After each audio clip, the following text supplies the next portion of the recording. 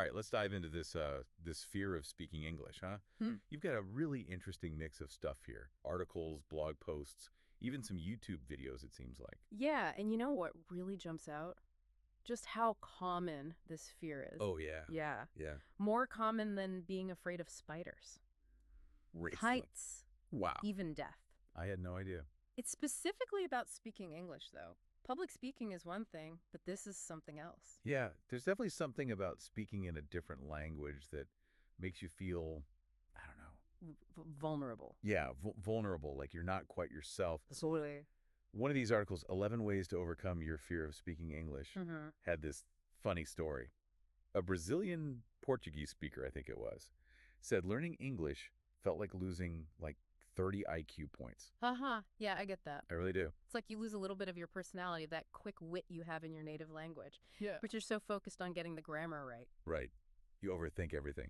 Exactly. And then, of course, all of that gets amplified when you're in a high-pressure situation. Oh, absolutely. Like a job interview where your English is literally being judged. Exactly. You included a YouTube comment about that, someone saying they just completely froze up in an interview. Yeah, they said, I tried to pretend I was confident, but I failed. I can speak English, but interview time, I got nervous. So true. It's rough. And it makes you think, what are the situations you feel most anxious about? Yeah, that's a good question for everyone listening. What makes you nervous? Think about it as we go through all this. Because one of the big themes in your research is mindset. Oh, yeah. How to shift your thinking about speaking English. This English Harmony blog you sent, they talk about reframing mistakes. Ooh, that's interesting. And this is where it gets really cool. They say to think of mistakes not as failures, but like valuable feedback. That's a good way to put it. Right. What? But how do you actually do that? Like, it's easy to say, don't be afraid to make mistakes, Right. but it's way harder to feel that way when you're actually speaking, right? For sure. It's a process, not a light switch you just flip on. Yeah. But this blog uses a really cool analogy. Imagine you're watching a musician perform, right?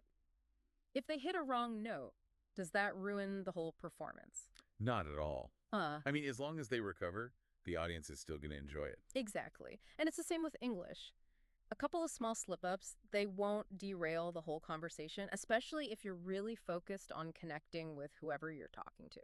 That's a really good point. It's more about the connection than sounding perfect. Exactly. And that was something that actually came up in a lot of the stuff you sent, that focus on genuine communication. Like even that YouTube comment, the person who froze up in the interview, maybe they were too focused on being perfect instead of just being themselves. It happens. And the English Harmony blog, they also talk about this thing, nonverbal communication. Oh, interesting.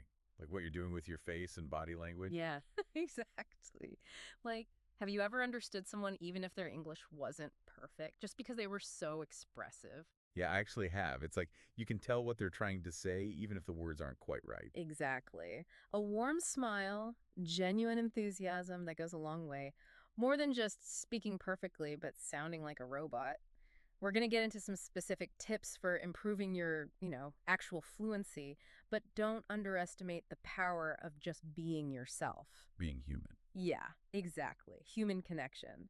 And that makes me think of that shadowing technique. It was in that Talk English Smoothly YouTube series. Oh, yeah, shadowing. I've heard of it, but I'm not sure I really get it. So basically, you listen to a native speaker, it could be a podcast, audiobook, whatever you like, and you try to copy their speech as closely as you can. Even if you don't understand all the words. Yeah, it's not really about understanding the content. It's more about getting the sounds right, how the language flows. So it's like training your mouth to make those English sounds. Exactly. Training your ears, too. It's like practicing an instrument, Oh, that's a good way to think about it. Speaking of practice, one of the articles, How to Speak English Fluently, said it takes, get this, an average of 700, 800 hours to become really fluent. Oh, wow. That's a lot. It's a big commitment for sure. It is, but you got to break it down, right? Yeah, I guess so. Like building a house, you wouldn't expect to build the whole thing in one night. You lay the foundation first, then you build the walls, and piece by piece, it all comes together. Okay, I like that. That makes it feel a little less overwhelming. But it does make you wonder, where are you on that journey to fluency? And how can we all take those 700 hours and make them feel less daunting? Yeah, great questions. I'll dig into that next time. All right, so let's get back to this whole fluency journey thing. 700, 800 hours, right? Mm. It's a lot. But one thing that kept popping up in your research was immersion. Oh, yeah, immersion. Everyone says that's the key. But how do you actually do it? Especially if you don't live in, like, an English-speaking country. Right, you don't have to move. It's more about making English a part of your everyday life in whatever ways you can. Okay, so how do you do that? What were some of the ideas? Well, that Talk English Smoothly YouTube channel had some really good practical tips. Like what? Like little things, switching your phone's language settings to English. Oh, interesting. Yeah, it's a simple change, but you end up seeing English all the time. That's true. I guess you'd be forced to think in English more. What else? What else did they say? They were big on listening to English music and podcasts, like while you're doing other stuff. Multitasking. Exactly. Commuting, exercising, whatever. It's not even study time. It's just surrounding yourself with the language. Right, like passively absorbing it. Yeah. Yeah. Oh, and this one was fun. They said to follow English-speaking creators on social media. Oh, that's a good one. I never thought of that. Yeah.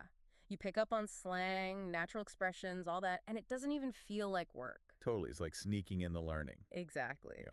And then they had these things they called English challenges. Oh, tell me about that. Like, try to use a certain number of new words every day or have whole conversation without using your native language at all. Stuff like that. I like that. Makes it more like a game, you know? Yeah, exactly. And I think for a lot of people, myself included sometimes, we get stuck in our heads too much. Overthinking. Yeah, afraid of making mistakes, and that just paralyzes you. Oh, for sure.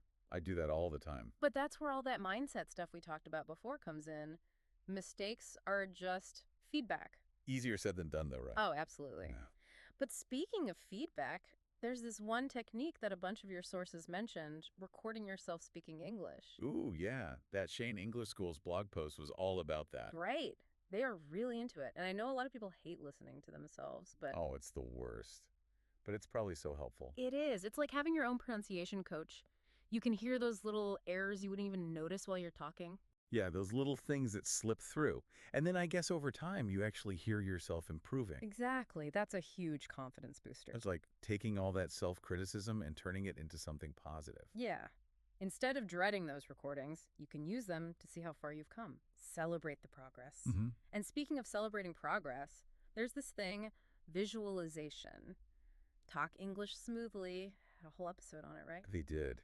It was all about picturing yourself in those situations that usually make you nervous, like giving a presentation or even just ordering food. Right. And seeing yourself totally nail it. Yeah, like tricking your brain into being more confident. Exactly. It's like a mental rehearsal. Athletes do it, performers do it, anyone who deals with pressure. Interesting. So instead of imagining yourself freezing up, you imagine yourself rocking it. Exactly. The more you do it, the more you start to believe it's actually possible, which can have a big impact on how you do in real life. But even with the best visualizations, sometimes those nerves, they still hit, right before you have to speak. What do you do in those moments? Oh man, that's where I usually fall apart. My mind goes blank. What do the articles and videos say about that kind of panic? Well, the simplest thing, sometimes it's the best, just breathe. A few deep breaths can calm you down. Okay, yeah, that makes sense. Yeah. There's also this thing, progressive muscle relaxation. You tense and release different muscle groups. Oh, I've heard of that. Yeah. It sounds kind of weird, but Does it work? it really does. Like giving your body a break from all that nervous energy. And another thing to remember when you're panicking is nobody expects you to be perfect. Not even native speakers. That is so true. Right. Everyone makes mistakes, stumbles over words, forgets stuff. Forgets words, yeah. Happens to the best of us. It's about giving yourself permission to be human. And really, at the end of the day, the most important thing is just to start speaking. I know it sounds obvious, but the biggest thing holding people back is often just not doing it enough. Okay, I'm all for speaking more. But how do you actually create those opportunities, especially if you're not surrounded by English speakers all the time? Well, that's where technology comes in. A lot of your sources talked about online language exchange platforms, communities, connecting with native speakers all over the world. It's like having a global network of English-speaking buddies. Exactly. You can practice, learn about different cultures, maybe even make some new friends. And it doesn't have to feel like studying. It's about connecting with people who love language just like you do. I like that. And some of the sources also mention joining language groups or classes in person, if you can. Right, having a support system right there with you, people who get it. Your English cheer squad. Yeah, exactly. And speaking of struggles, let's talk about the big one, the fear of being judged.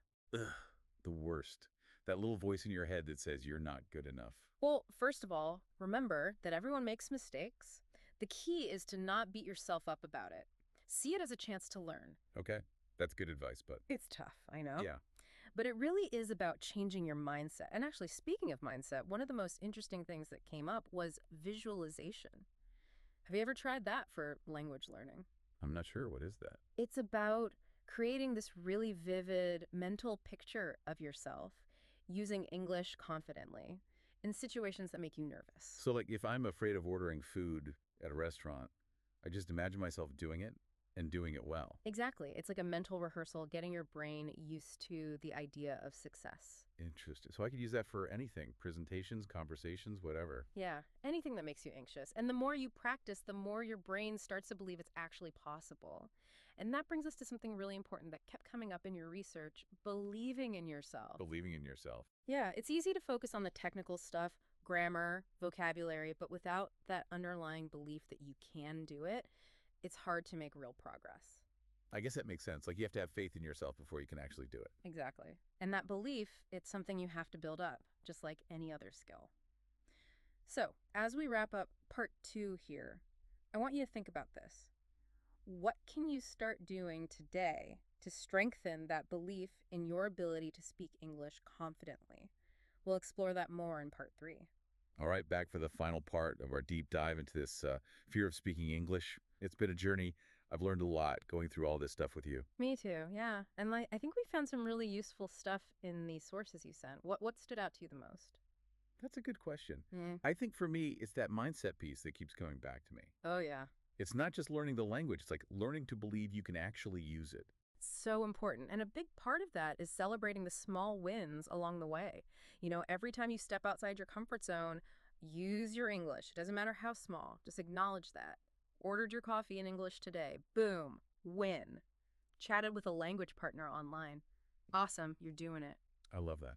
It's so easy to focus on the end goal, Yeah. fluency, and forget to appreciate all those little steps. Yeah. You mentioned language partners. That reminds me, one thing I found really helpful in all this research was that idea of finding your tribe. Oh, yeah. Your community. Yeah, people who get it, you know. It came up in a lot of your sources, that support system idea, that Learn English podcast with Eric.